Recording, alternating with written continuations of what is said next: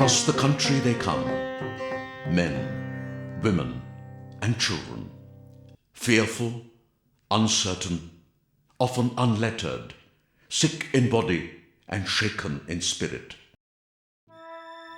Thousands pass through this 9-acre campus, where over 300 cases are registered every day. They walk in with anxiety and trepidation, but soon a sense of comfort and assurance settles, and life seems to hold out a promise.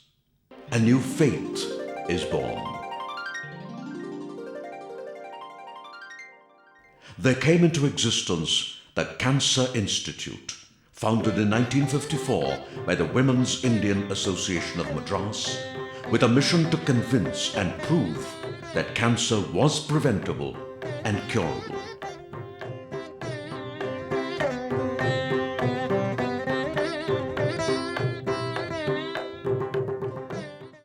Founded as a cottage hospital with 12 beds, the Institute is today a comprehensive cancer center with 428 beds, a research center, Dr. Mutthalakshmi College of Oncologic Sciences, and a division for preventive oncology.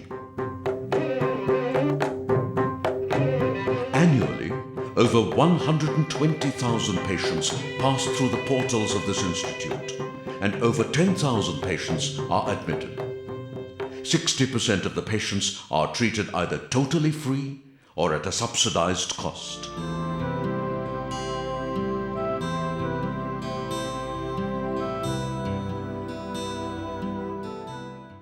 It has been a fundamental article of faith to provide the finest in diagnostic and therapeutic oncology to the poorest in the land.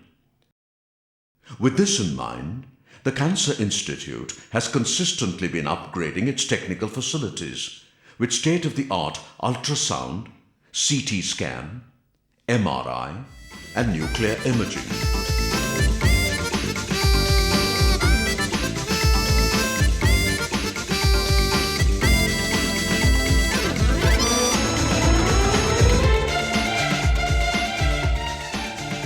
The Division of Radiation Oncology has been a trendsetter. On Christmas Eve of 1956, the Atomic Energy of Canada donated the first cobalt-60 teletherapy unit in Southeast Asia.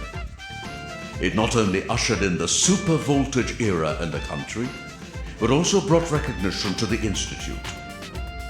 Truly a tryst with destiny, the Institute woke up one fine morning to find themselves famous.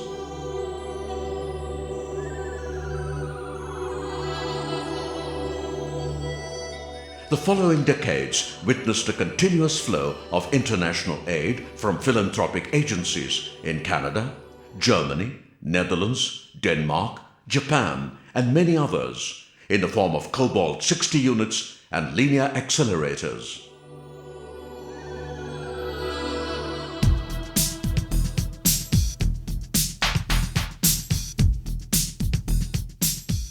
Today, the department has facilities for conformal therapy, IMRT, treatment planning systems, simulator and supportive equipments for state-of-the-art planning.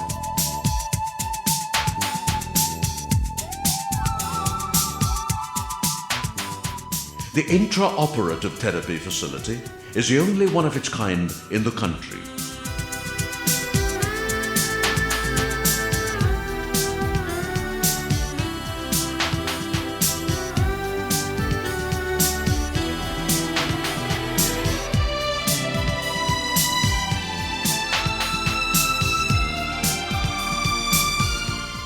Surgical oncology is still the solid foundation on which cure of many cancers depend. Organ conservation in osteosarcoma, laryngeal and breast cancer, skull-based surgery, and laparoscopic surgery are routinely practiced.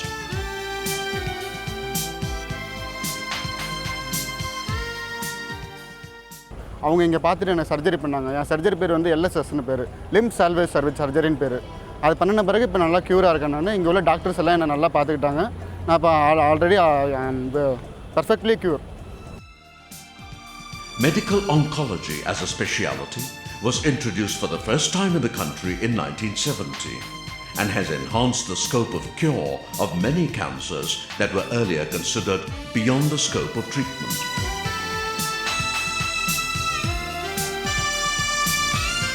The Institute pioneered multimodality treatment way back in the 1960s.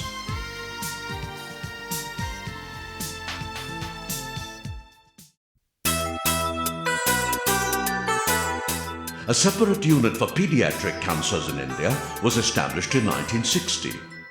Prior to the 80s, the outlook for acute leukemias in children was dismal. Today, over 50% of children are completely cured, returning to a lifetime of normal health and happiness.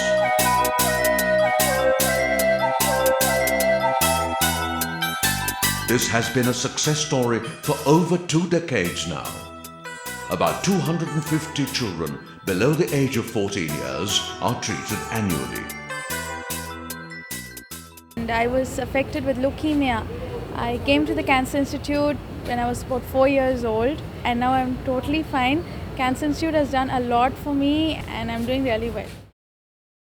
With the view that today's research is tomorrow's treatment, the Institute has always conceived of research as the basic foundation for clinical progress. The focus of research has been in common cancers in our area: oral, cervical, and breast cancer.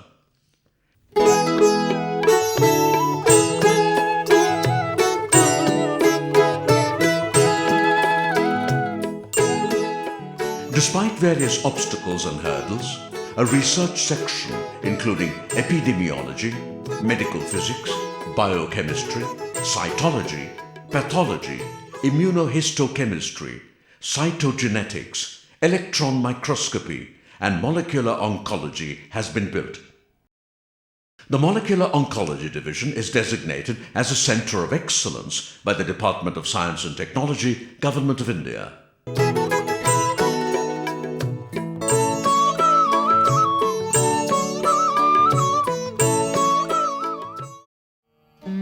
The establishment of the Tumour Bank is a major step in aiding research. The hospital's registry has a lifetime follow-up of treated patients. The demographic registry has provided the lead for cancer control in our area, documenting the ominous rising trend of lung cancer in men and breast cancer in women.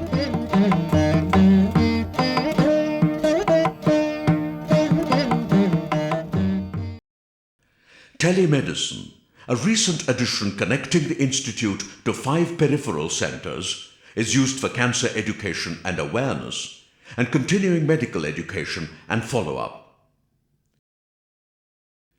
The College of Oncological Sciences, the first college to be established in the country, is affiliated to the Dr. MGR Medical University. The academic spectrum ranges from the continuing medical education for the medical undergraduate and the practitioner to the sophisticated doctoral and postdoctoral programs. The Institute set up the super specialty degrees of the MCH Surgical Oncology and DM Medical Oncology for the first time in India.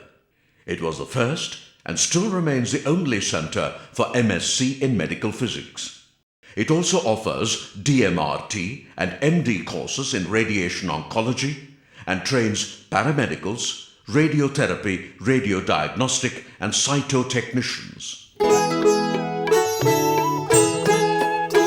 The Cancer Institute is not an entity confined to the 4 walls of a polished, multi-storied building, but is essentially a mission of service, which reaches out to every nook and corner of the state, with 90% of its patients coming from the Indian villages. The process is now being reversed by carrying the message of prevention, detection, and cure to the heart of the Indian countryside.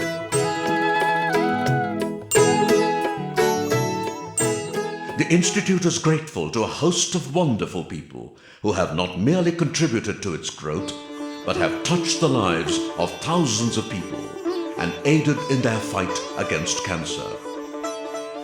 If you wish to make a difference in the lives of thousands of such people, we offer you the means to do so.